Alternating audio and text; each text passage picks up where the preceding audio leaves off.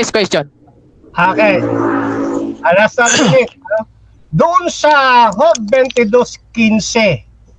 Ha? Doon sa Hob 2215. Ang dating daan, nakalagay dyan, no? Ang dating daan ay ano raw? Ayon sa 2215 ng Hob.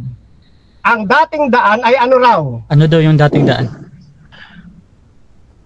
Oh, ano yan? Papabasa mo sa akin o magtatanong ka? Time stop mo na, bro. Objection. Gawin natin clarification, bro, ha, para doon sa kasi dapat ikaw yung sumagot ng tanong.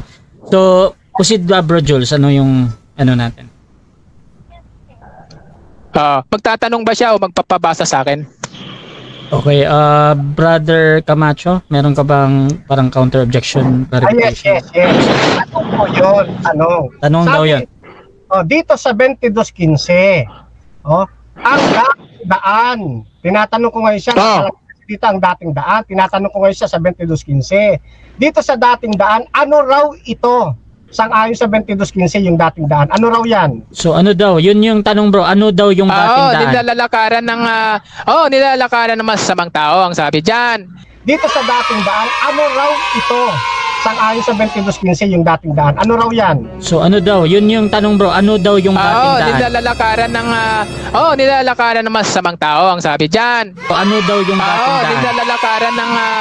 Nilalakaran ng masasamang tao, ang sabi diyan. Nilalakaran ng masasamang tao, ang sabi diyan. Nilalakaran ng masasamang tao, ang sabi diyan.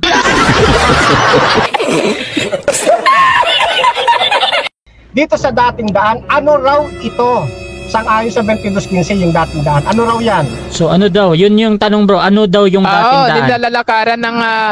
Nilalakaran ng masasamang tao, ang sabi diyan. Dito sa dating daan, ano raw ito? Sang-ayon sa 2215 yung dating daan. Ano raw yan? So ano daw? Yun yung tanong, bro. Ano daw yung dating daan? Nilalakaran ng masasamang tao, ang sabi diyan. So ano daw yung dating daan? Nilalakaran ng masasamang tao, ang sabi diyan. Nilalakaran ng masasamang tao, ang sabi diyan. Nilalakaran ng masasamang tao, ang sabi diyan.